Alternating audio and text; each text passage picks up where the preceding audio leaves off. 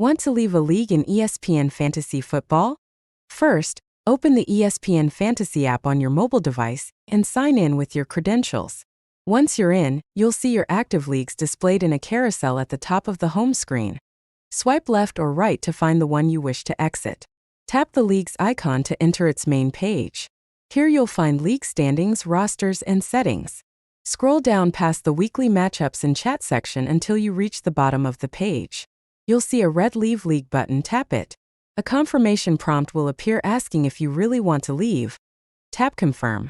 The app will instantly remove the league from your list and send you back to the home screen. Remember, leaving a league is permanent. If you ever decide to return, you'll need to rejoin using the league's invite link or broadcast code and go through the draft process again. For keeper or dynasty formats, make sure you understand how exit and re-entry rules work before tapping that button. If this guide helped you, tap like, share your own fantasy football strategy or app tip in the comments, and subscribe for more quick tutorials every week.